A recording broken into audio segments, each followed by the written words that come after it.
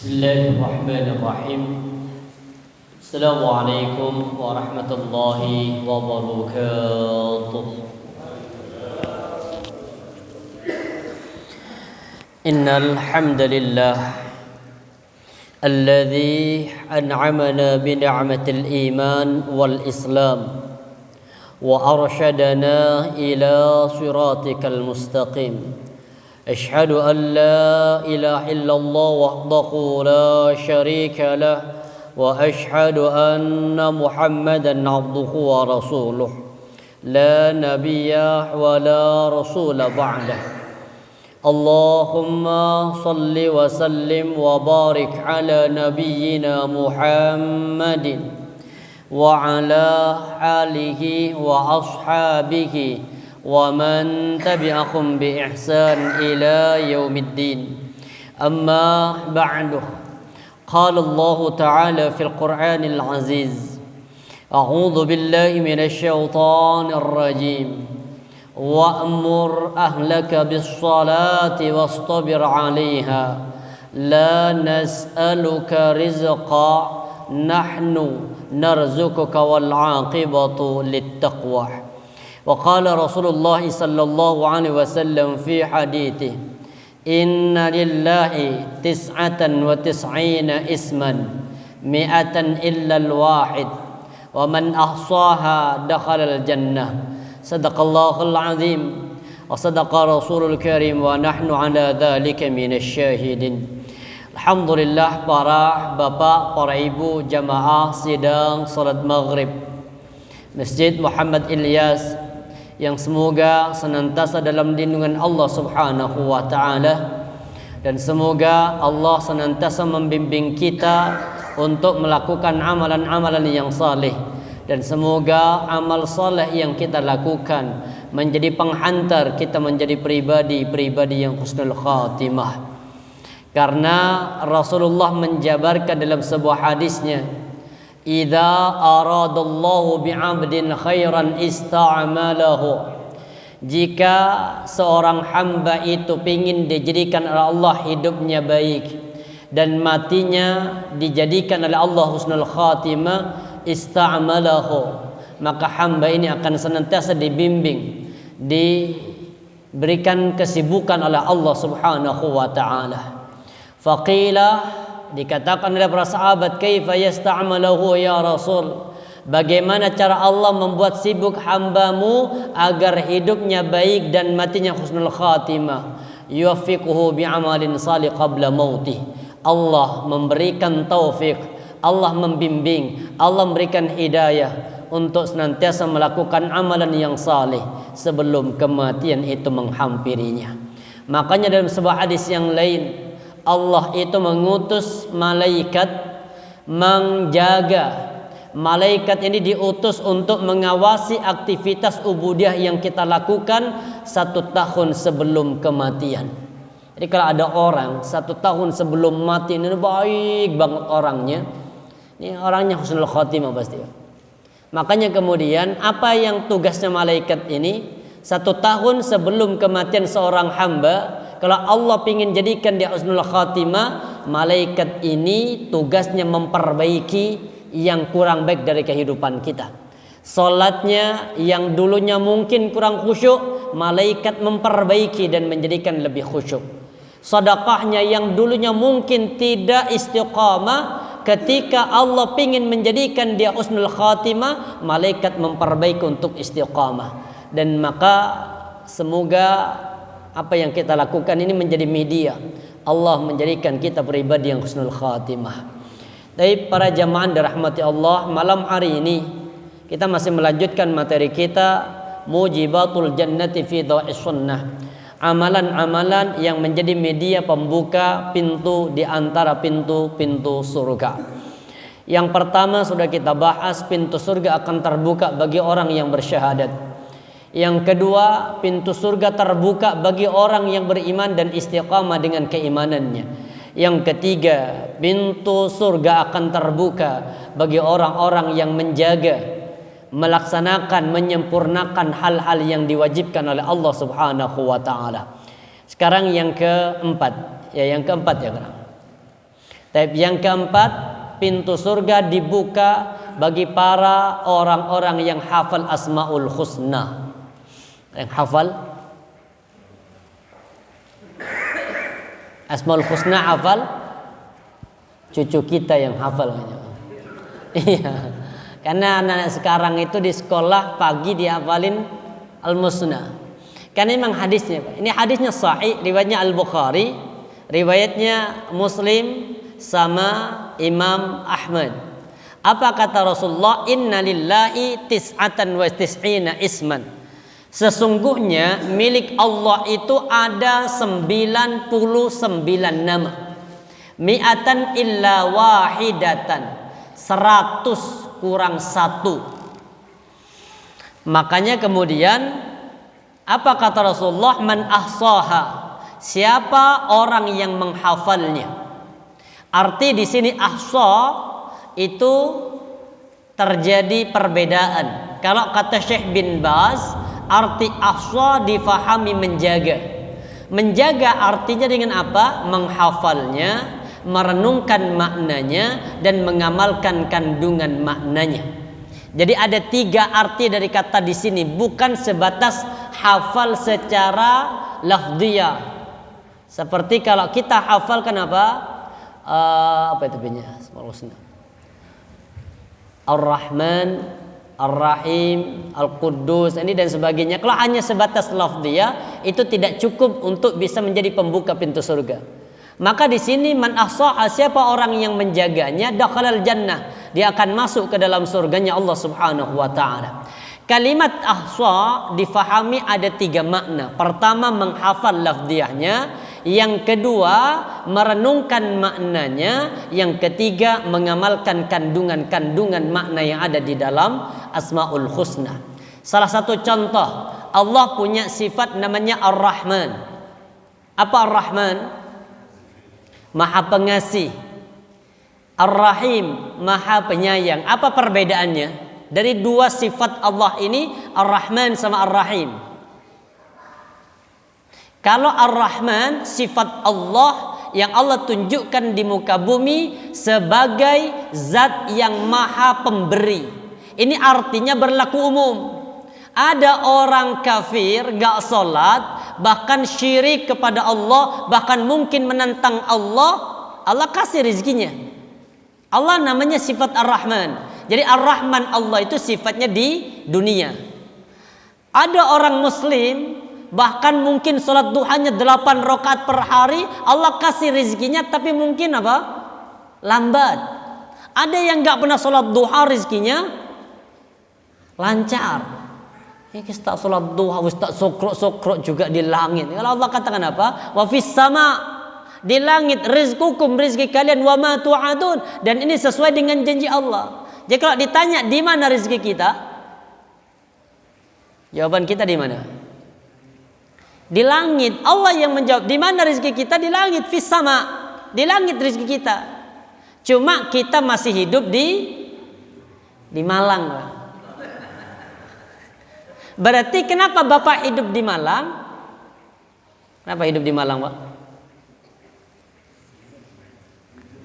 Konsepnya begini, karena Allah turunkan rezeki masih di Malang. Tapi kalau nanti Allah sudah menutup rezeki di Malang, Allah pindahkan rezeki ke Papua, maka Bapak pasti akan pindah ke situ. Makanya berdoa, ya Allah, turunkan di Malang aja ya Allah, enggak jauh-jauh. Maka saya kalau ngisi di angkatan udara itu saya sampaikan. Jadi kalau Bapak nanti memang rezekinya jatahnya di Malang, di Abdurrahman Saleh, siapapun komandan kalian pasti tidak akan pada dipindah. Tapi kalau memang sudah habis jatah rezekinya di Malang, ya pasti pindah. Ada ini cerita nih sedikit. Saya dulu ngisi sebelum pandemi itu rutin, Pak. Setelah pandemi sampai sekarang belum pernah lagi. Ada satu komandan itu. Ini keras orangnya, tegas memang keras. Kajian absen, takut semua datang. Kemudian memang keras orangnya, tapi lucu pada dasarnya, Pak. Kalau saya kan nggak paham mau keras mau apa, namanya guyon ya guyon. Apa katanya, Allah doakan Ustadz apa? Biar segera pindah. Saya guyonin begini. Pak, walaupun kita doakan, kalau memang jatah rezekinya di Malang, pasti pindah balik lagi ke Malang. Benar, pindah Pak, langsung ke Bandung. Semua sudah dibawa alat-alatnya, bahkan sepeda ininya sudah dijual. Tidak berapa lama, gak nyampe sebulan kayaknya, balik lagi ke Malang. Tak kuyunin kan, jatah rezekinya masih di Malang. Ya balik, ya diterima aja, sabar. Ruset. Kerosan aja. Ya sabar, mang jatah rezekinya di sini. Artinya begini, sifat Allah Ar-Rahman itu jangan kemudian kita hanya sebatas Ar-Rahman sifatnya Allah, dalam artian Allah Maha Pemberi saja, tidak. Tapi kemudian kita menghafal, merenungkan maknanya, dan kemudian kita mencontoh. Artinya begini, jadilah kita pribadi yang bisa memberikan manfaat untuk orang lain.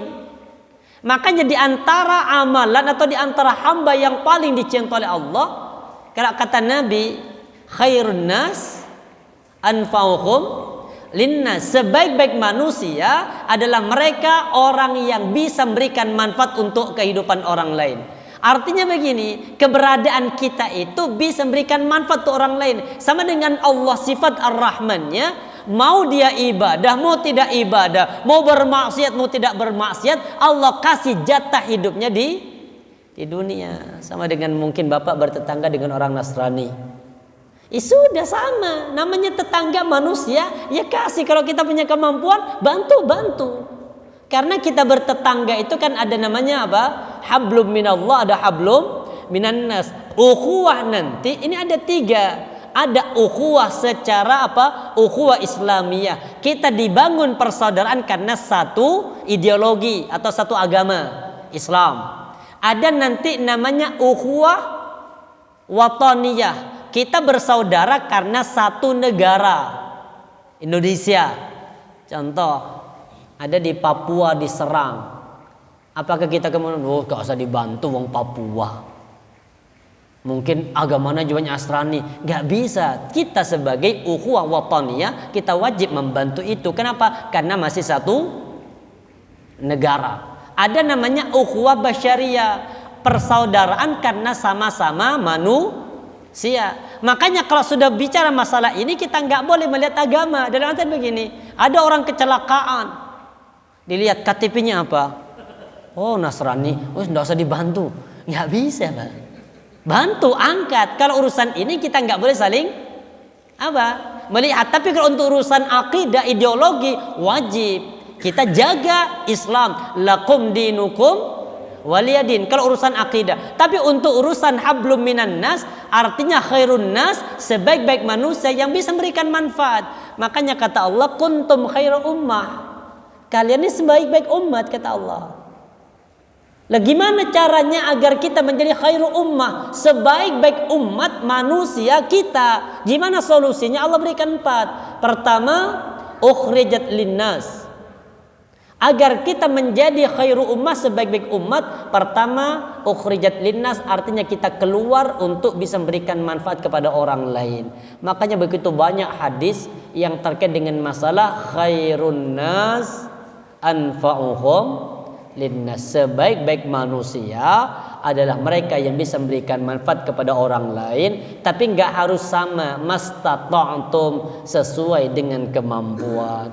Yang mungkin punya kemampuan di Al-Qur'annya, jadikan diri kita bermanfaat orang lain lewat media Al-Quran. Yang mungkin punya suara yang bagus, nada yang tinggi, suruh adzan. Agar apa? Dengan adzan bisa memberikan manfaat kepada orang lain, tapi volumenya kecilkan dikit, biar gak kena pelanggaran dari peraturan. Artinya apa? Gak harus sama. Jangan semuanya aku sing adzan. Enggak, Nabi itu nunjuk siapa yang adzan? Bilal. Kenapa Bilal? Satu, Bilal itu suaranya tinggi, melengking. Makanya kenapa kok harus tinggi? Karena di zaman Nabi belum ada speaker. Jangan mohon maaf subuh yang adzan Allahu Akbar, umur 70 tahun adzan subuh. Ikut tambah begini Pak. Jadi apa? Sesuai dengan kemampuan. Yang punya ilmu Silakan gunakan ilmunya untuk bisa memberikan manfaat orang lain. Makanya para imam itu, ada Imam Asy-Syafi'i, itu beliau sampai umur 40 tahun belum sempat nikah, Pak. Kenapa? Waktunya disibukkan dengan menulis kitab, waktunya disibukkan dengan mutala'atul kutub, sampai kemudian beliau meninggal belum sempat menikah. Ini apa artinya? Memberikan manfaat kepada orang lain lewat kitabnya. Makanya kemudian banyak kitab-kitab beliau, salah satunya ada namanya kitab Al-Um, itu kitab yang masyhur karya Imam Asy-Syafi'i. Ada kemudian orang yang punya kemampuan di mana? Mungkin di kemampuan IQ otaknya apa? Punya ide-ide yang cerdas. Manfaatkan. Gimana kalau masjid ini biar rame? Contoh. Karena nggak pernah rame, ya apa cek rame? Coba umumkan di luar. Di dalam ada masjid Muhammad Ilyas, soft pertama dapat 100.000. Ini ide cerdas. Ya tinggal jejer, ada berapa orang tinggal kasih aja sudah. Tapi hanya untuk sholat subuh saja, Pak. Insya Allah sebelum subuh soft pertama sudah penuh. Daripada kerja sehari belum tentu dapat 100.000. Ini hanya tinggal sholat subuh, gitu kan? Artinya apa? Ar-Rahman Allah itu jangan hanya sebatas dihafal, jangan sebatas direnungkan, tapi juga manfaatkan untuk kehidupan kita. Coba kita buktikan. Ada sifat Allah namanya Ar-Rahim. Apa Ar-Rahim?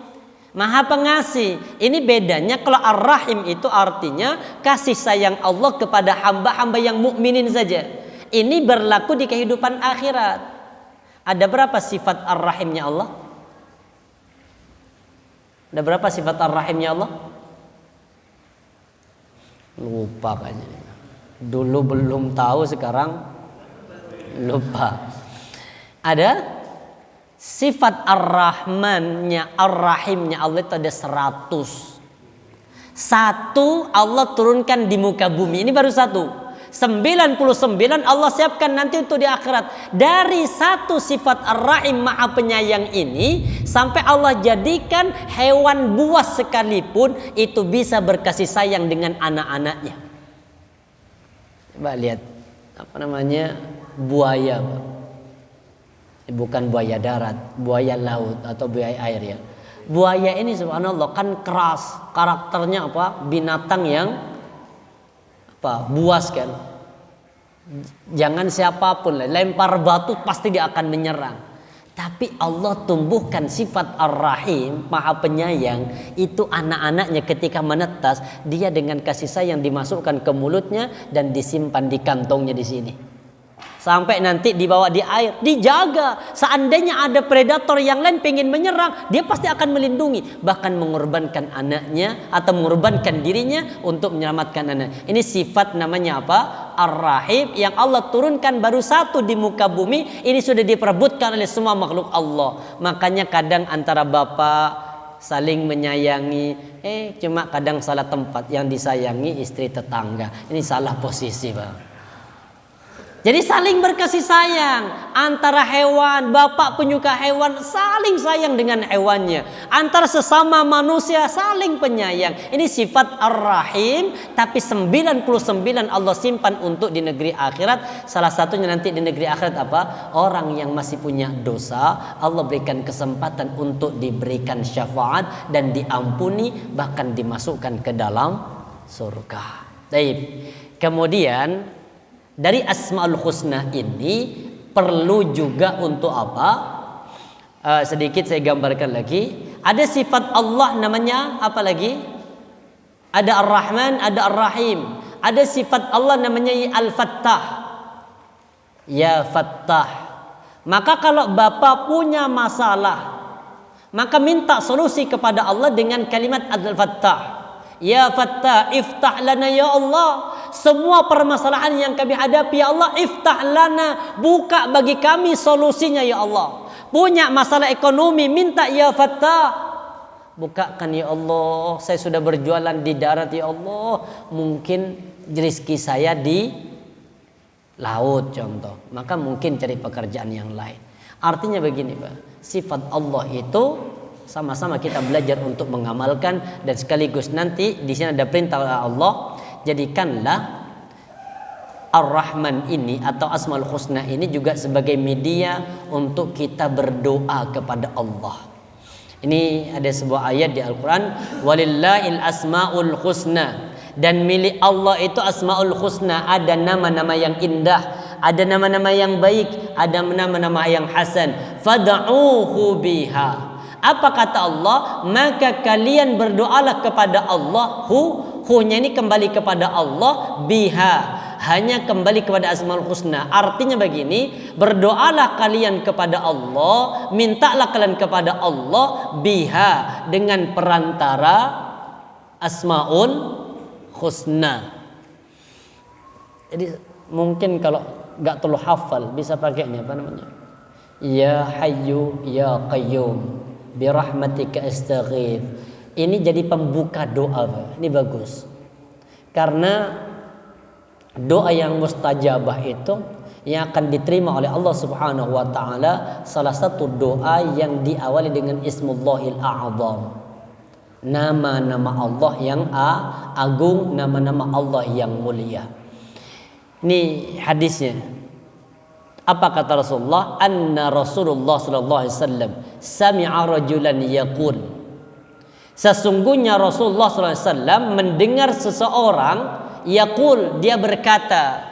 Jadi ada seorang sahabat yang sedang berdoa, dan doa itu, doanya sahabat didengar oleh Rasulullah.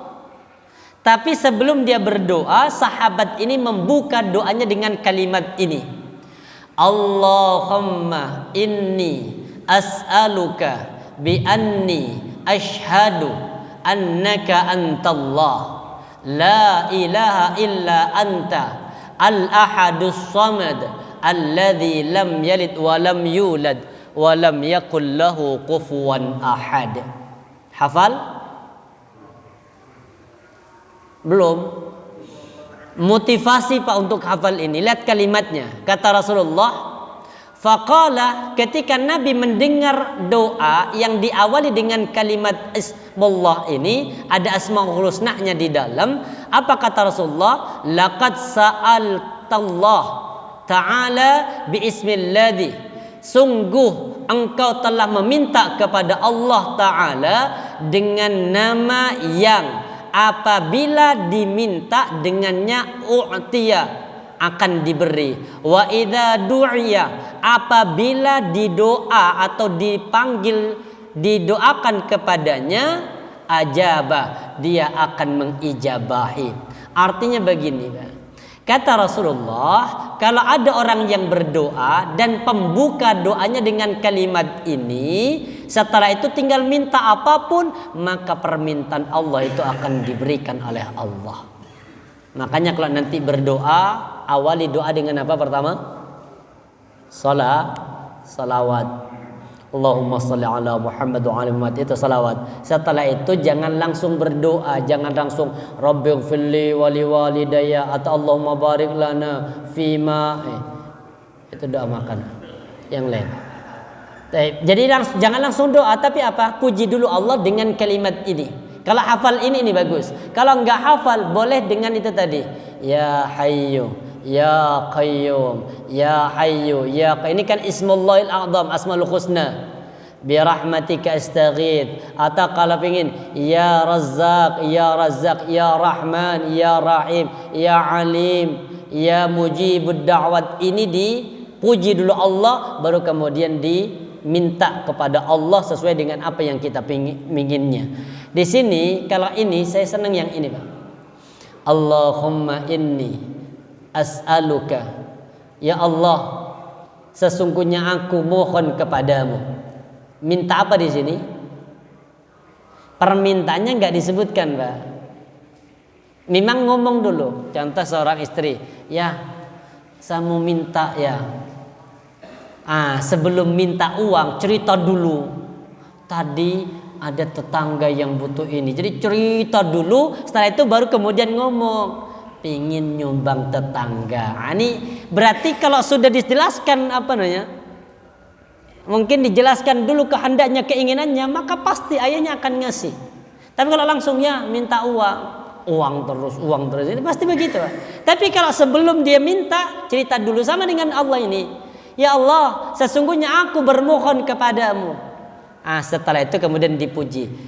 Bi anni asyhadu, dengan sesungguhnya aku bersaksi annaka antallah, sesungguhnya engkau adalah Allah. La ilaha, tidak ada ilah illa anta, yang berhak disembah kecuali engkau ya Allah. Al-ahadus samad. Pokoknya hafal surah Al-Ikhlas, hafal ini. Al-ahadus samad, satu-satunya tempat bergantung. Alladzi lam yalid wa lam yulad, yang dia yang engkau ya Allah tidak beranak dan tidak pula diperanakan. Wa lam yakul lahu kufuwan ahad, dan tidak ada yang setara denganmu ya Allah. Maka kalau diawali dengan ini, insyaallah doa-doa kita mustajabah. Baik, kemudian kita lanjutkan kepada amalan pembuka pintu surga yang kelima. Apa amalan pembuka pintu yang surga yang kelima? Orang-orang yang membaca dan mengamalkan Al-Quran. Baik. Apa kata Rasulullah? An Abi Umamah radhiyallahu anhu qala sami'tu Rasulullah sallallahu alaihi wasallam yaqul iqra'ul Qur'ana fa innahu ya'ti yaumal qiyamah syafi'an li ashabih. Kata Rasulullah, wahai umat-umatku, jangan lupa baca Quran. Kenapa harus baca Quran? Karena Quran itu adalah media yang Allah sediakan untuk fasilitas bagi hamba-hambanya untuk bisa memberikan syafaat kelak pada hari kiamat. Jadi Al-Quran ini sebagai penolong. Perbedaannya begini, kalau syafaat yang lain itu adalah menolong manusia dari neraka dan masukkan ke dalam surga. Tapi kalau Al-Quran ini penghalang seseorang dari neraka. Makanya ketika ada seorang hamba dihisab oleh Allah, datang kemudian dua amalan manusia. Pertama Al-Quran, yang kedua puasa. Puasa berkata begini, ya Rabb, berikan syafaat hambamu ya Allah. Kenapa? Karena dia tinggalkan makan di siang hari hanya untukku, yaitu untuk puasa. Al-Quran datang, ya Rabb, berikan syafaat hambamu yang ini ya Allah. Kenapa? Karena dia tinggalkan tidur malam hanya untuk bertilawah denganku. Ternyata Al-Quran berikan syafiat. Kita bahas sekarang proses turunnya Al-Quran terlebih dahulu. Ini Al-Quran. Tanggal berapa Al-Quran turun? Tanggal 17 Ramadan. Ya. Benar Pak? 17 Ramadan benar? Oh, salah ya? Belum. 17 Ramadan Ustaz. Tapi ada kata begini, inna anzalnahu fi lailatul qadr. Sesungguhnya Al-Quran itu turun pada malam Lailatul. Berarti 17 Ramadan itu masuk Lailatul Qadar. Kapan Lailatul Qadar turun? 10 hari terakhir di tanggal ganjil. 17 ini masuk 10 hari terakhir pas 10 hari kedua?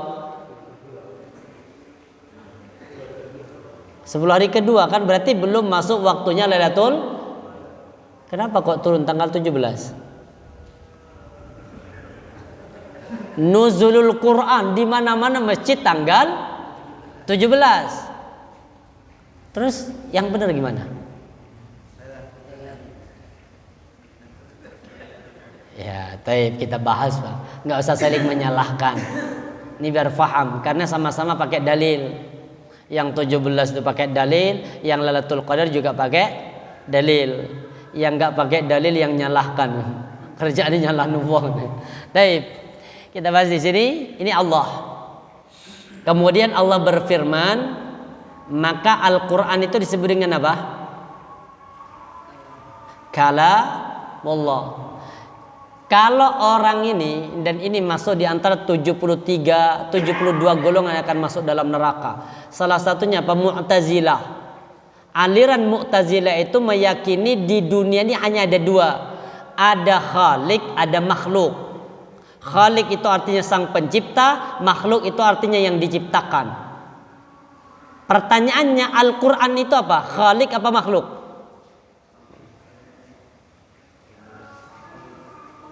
Kalau di dunia kan hanya ada dua, ada khalik, ada yang menciptakan, pasti ada yang diciptakan, namanya makhluk. Kalau ditarik Al-Quran itu masuk yang mana? Masuk khalik apa makhluk? Berarti ada dua khalik dong. Syirik kita ini masuk apa? Makhluk. Berarti kalau makhluk akan binasa. Al-Quran nggak binasa, Pak. Lah sampai hari kiamat Al-Quran tetap butuh. Allah katakan apa? Inna nahnu nazzalna dzikra. Kami, kata Allah, yang menurunkan Al-Quran. Inna nahnu nazzalna dzikra wa inna lahu lahafidun. Kami juga yang akan menjaga kemudian Al-Quran. Ya, Al-Quran ini khalik apa makhluk?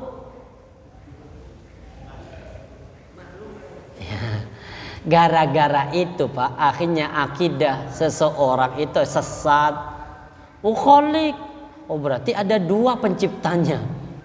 Makhluk berarti akan musnah, binasa. Enggak. Maka kemudian jawaban yang paling benar, Al-Quran itu cukup dikalimatkan dengan apa? Kalamullah. Tidak boleh dikatakan khalik, tidak boleh dikatakan makhluk. Cukup dengan apa? Kalamullah. Al-Quran itu kalamullah. Cukup sampai situ. Gak boleh kemudian bilang apa? Makhluk atau khalik. Kan ini syirik. Baik, kita bahas dulu Al-Qur'an. Allah di sini Allah berfirman, maka firman Allah disebut dengan kalamullah. Al-Qur'an itu disimpan pertama kali di sini di Lauhil Mahfuz. Jadi Al-Qur'an itu sebelum turun kepada Nabi Muhammad itu sudah ada sempurna di Lauhil Mahfuz dan di situ sudah 30 juz. Jadi di sini ini sudah 30 juz. Lauhil Mahfuz. Setelah itu turun dari Lauhil Mahfuz turun ke Baitul Izzah. Baitul Izzah itu kalau ini kayak servernya itu lah. Seperti televisi, pemancarnya di mana? Di Jakarta. Agar televisi bisa sampai ke Malang, maka di Malang harus ada server penerima.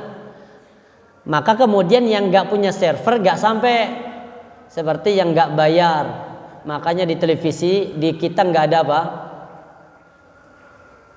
Trans 7 ya, nggak ada Trans 7, nggak ada Trans TV, apa lagi yang nggak ada, Pak? Ini nggak ada semua. Kenapa? Karena kita nggak bayar.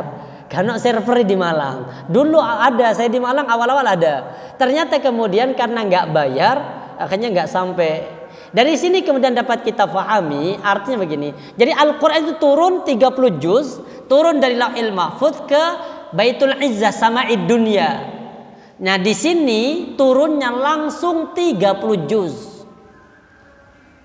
Inilah yang kemudian turun disebut dengan turun pada malam Lailatul Qadar. Jadi turunnya Al-Quran Lailatul Qadar itu dari Lauhil Mahfuz ke Baitul Izzah. Mana dalilnya? Ini hadisnya. Ini bersumber dari Ibnu Abbas. Apa kata beliau? Anzalallah al-Quran jumlatan wahidatan minal lauhil mahfuz ila baitil izzati minas sama'id dunya. Lihat kalimatnya. Allah menurunkan Al-Quran jumlatan wahidah. Dengan apa? Secara keseluruhan, sekali turun. Sebanyak berapa? 30 juz, terdiri dari 114 surat, terdiri dari 6.600.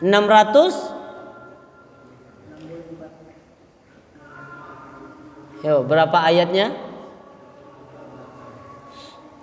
Enggak sampai 6.666. Nanti bagian imam ngitung. Ono piro dihitung semua. Biar bener itu. 6.666 itu enggak, jumlahnya enggak sampai segitu. Kalau dihitung Al-Baqarah berapa, tambahin dengan Ali Imran berapa, tambahin, enggak akan sampai, Pak. Kurang lebih hanya 6.626 apa 24 ya kalau enggak salah. Oh ya sudahlah urusan belakang lah itu. Jadi kemudian apa, turun secara keseluruhan dari Lauhil Mahfuz ila Baitul Izzah, ke Baitul Izzah minas sama'id dunya, dari langit dunia. Berarti di sini kan turunnya dari sini ke sini. Kapan turunnya? Pada malam Lailatul Qadar.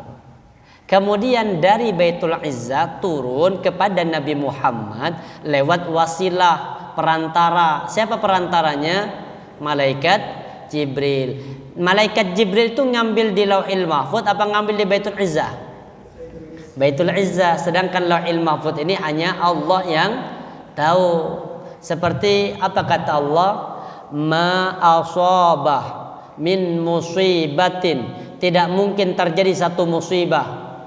Ma asaba min musibatin fi anfusikum, apa? Ma asaba min musibatin fil ardi, di muka bumi, wala fi anfusikum, dan tidak mungkin terjadi satu musibah menimpa kepada diri kita illa fi kitab, kecuali sudah termaktub sebelumnya di Lauhil Mahfuz. Jadi adanya Omikron ini sudah ada di Lauhil Mahfuz. Tidak mungkin terjadi sesuatu menimpa kepada bumi kecuali sudah tercatat di Lauhil Mahfuz. Inilah yang disebut dengan takdir. Makanya nanti di malam Lailatul Qadar di bulan Ramadan itu, salah satu fungsinya Lailatul Qadar itu menetapkan takdir manusia. Artinya begini, takdir sudah tersimpan di Lauhil Mahfuz secara mujmal, secara menyeluruh. Setelah itu nanti akan ditunjukkan kepada malaikat pada malam Lailatul Qadar takdir setiap pribadi kita untuk setahun ke depan. Jadi contoh kayak ini. Oh, Bapak Amrin setelah Ramadan nikah lagi. Ini sudah ditunjukkan pada malaikat, dan malaikat tinggal mengawal untuk apa? Untuk memanfaatkan apa yang telah dan untuk apa? Malaikat ini nanti kemudian menunaikan apa yang telah ditunjukkan oleh Allah kepada para malaikat. Iya, enggak harus nikah lagi lah Pak, nambah satu lagi lah itu. Jadi kalau nikah lagi kan cerai, karena ini enggak nambah. Isya, monggo nanti habis isya kita lanjut sedikit.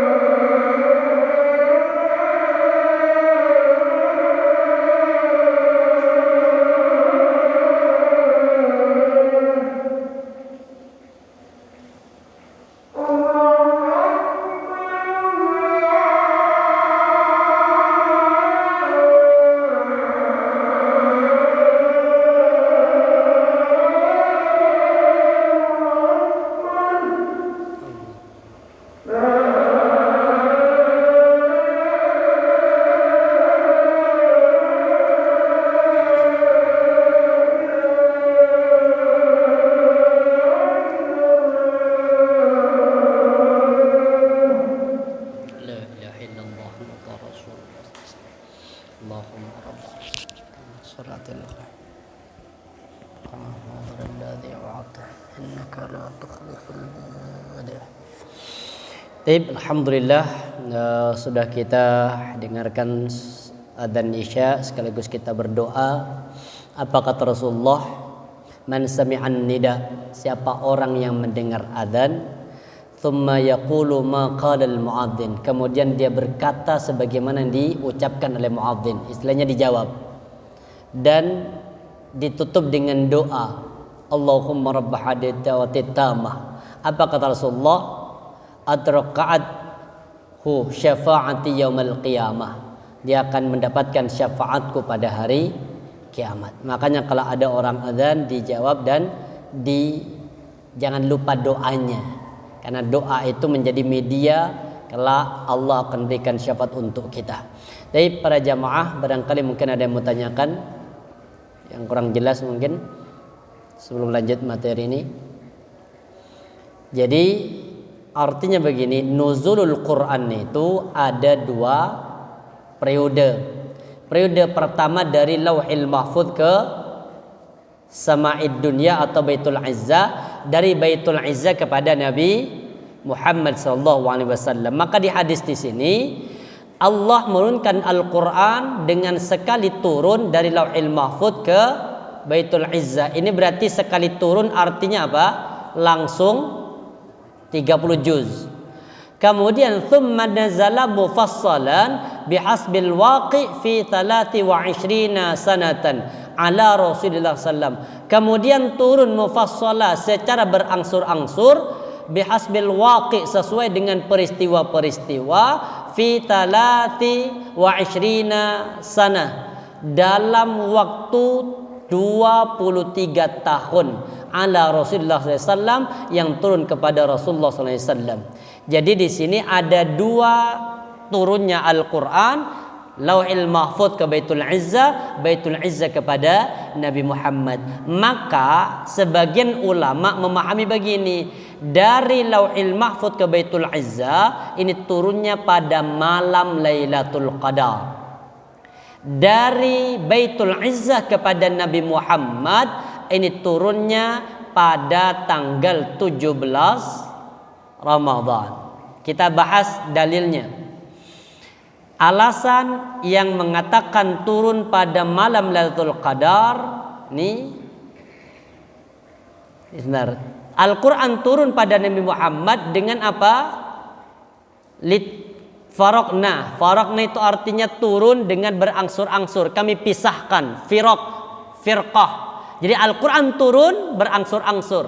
Untuk apa? Litaqra'u 'alan nas, agar Nabi Muhammad membacakan kepada manusia ala muqthin, dengan berlahan-lahan, wa nazzalnahu tanzila, dan kami menurunkannya bagian demi bagian. Artinya begini para jamaah dirahmati Allah, Al-Quran memang turun kepada Nabi Muhammad secara berangsur-angsur untuk memudahkan Nabi Muhammad menghafal, dan Al-Quran turun sesuai dengan peristiwa bihasbil waqi. Kalau di sini tadi jelaskan sesuai dengan apa? Bihasbil waqi, sesuai dengan peristiwa-peristiwa. Untuk apa? Litaqra'ahu, agar memudahkan kepada manusia memahami peristiwa-peristiwa tersebut. Dan ini dalil yang mengatakan Al-Quran turun pada malam Lailatul Qadar. Jelas, inna anzalnahu fi lailatul qadar. Atau di surah Ad-Dukhan, inna anzalnahu fi lailatin mubarakah. Lailatin mubarakah kapan? Pada Lailatul Qadar. Yang tanggal 17 yang ini. Jadi kalau di Indonesia mungkin ada yang memperingati nuzulul Quran mengatakan tanggal 17, ini dalilnya. Di surah Al-Anfal ayat 41 Allah berfirman, "Wa ma anzalna 'ala 'abdina yaumal furqan yaumal taqal jam'an wallahu 'ala kulli syai'in qadir."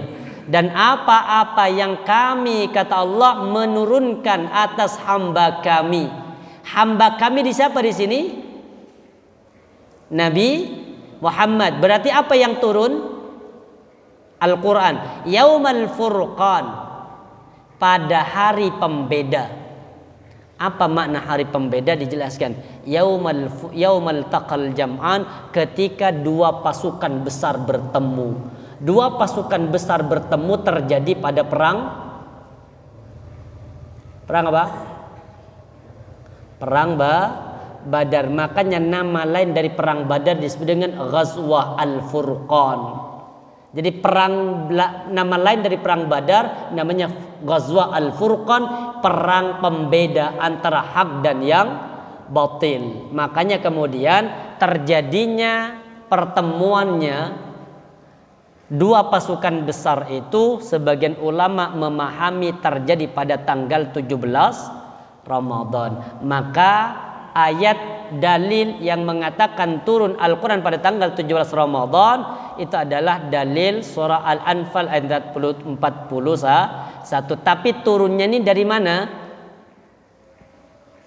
Yang 17 Ramadan ini dari Baitul Izzah kepada Nabi Muhammad. Dimulai dari surah Al-Alaq, ditutup sampai dengan surah Ikhtilaf kalau penutupnya. Dia mengatakan Al-Maidah. InsyaAllah nanti akan kita bahas ikhtilafnya turun terakhir Al-Quran itu surah apa. Walaupun yang sampai pada kita yang kita fahami surah Al-Maidah ayat 3, Al-Yawma akmaltu lakum. Walaupun nanti ikhtilaf, kita akan bahas ikhtilafnya. InsyaAllah cukup, kita lanjutkan pada pertemuan selanjutnya. Semoga Allah senantiasa membukakan pintu-pintu surga bagi kita, dan semoga pada pembahasan ini kita semakin yakin untuk senantiasa membaca Al-Quran, dan semoga Al-Quran menjadi hujjah yang menolong kepada kita, bukan hujjah yang menjerumuskan kita. Subhanakallah bihamdika, asyhadu an la ilaha illa anta, astaghfiruka wa atubu ilaik. Assalamualaikum warahmatullahi wabarakatuh.